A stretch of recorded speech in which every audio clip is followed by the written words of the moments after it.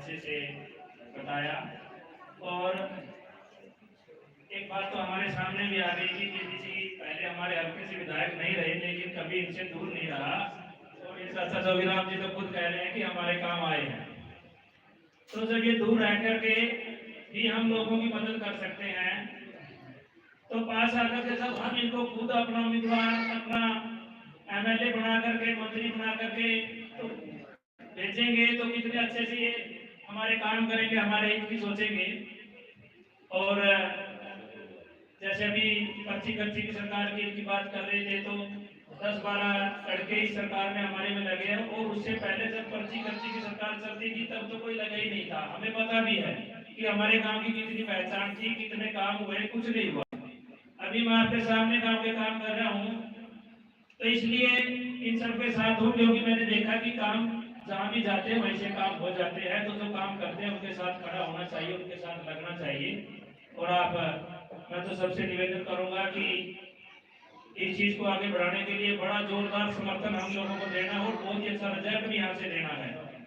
और अब मैं सुधीर गौतम जी को आमंत्रित करूंगा कि वो आए और हमारे साथियों को संबोधित करें।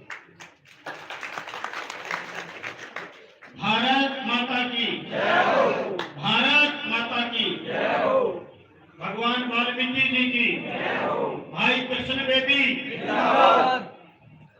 बहुत ही मान व सम्मान के योग भारतीय जनता पार्टी के प्रत्याशी, पूर्व में मंत्री रहे और मैं तो कहूंगा भावी मंत्री, हमारे बड़े भाई कृष्ण बेदी जी, साथ में आए हुए भारतीय जनता पार्टी के वरिष्ठ नेता बलदेव वाल्मीकि जी,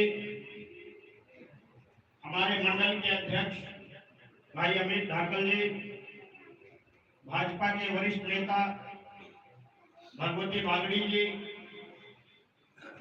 और यहाँ पर उपस्थित सभी पिता तुल्य बुजुर्गों, नौजवान भाइयों, गंगा के समान पवित्र और पावन मेरी मातृशक्ति, इस देश का भविष्य प्यारे बच्चों, सबसे पहले तो मैं हाथ जोड़कर आप सबको प्रणाम करता हूँ।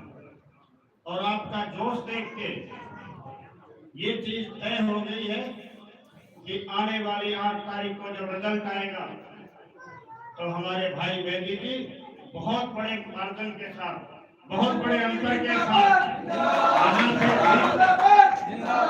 यहाँ से जीत कर जाएंगे। और काम करने वाला व्यक्ति, जैसे अभी मेरे से पूर्व के वक्ताओं ने बताया आपको विस्तार से, जो आदमी यहाँ से विधायक और प्रतिनिधि ना होते हुए जो इस क्षेत्र की पीड़ा को समझ सकता है, उसकी अकुलाहट को, उसकी बेचैनी को समझ सकता है, अगर वो उस इलाके का नेतृत्व करे तो वो आपके लिए क्या नहीं कर सकता, ये विचार करने योग्य बात है। आप ताकत हो। भाई कृष्ण बेदी जी की नियत काम करने की, इन्होंने कभी नहीं पूछा कौन से विधानसभा के हुआ, कौन हुआ, जो इनके पास चला गया ईमानदारी से उसके लिए काम करने का प्रयास किया। नरवाना विधानसभा से तो प्रदेश के मुख्यमंत्री रह चुके हैं, प्रदेश के सिंचाई मंत्री रह चुके हैं, बड़े बड़े नेता रह चुके हैं, लेकिन सिरसा प्रांत से कोई नरवाना को पीने का पानी नहीं ला सका था। शायद आपके संज्ञान में होगा, सारी बातें आप जानते होंगे।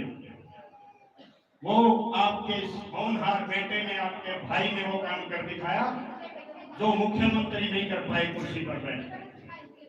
तो ये हमारा सौभाग्य है कि भारतीय जनता पार्टी ने हमारे बीच में वो प्रत्याशी उतारा है जो 36 बिरादरी का चहेता है, नौजवानों का, बुजुर्गों का चहेता है, माताओं का आशीर्वाद मिल रहा है, बच्चों का प्यार मिल रहा है, जहां जा रहे हैं वहीं।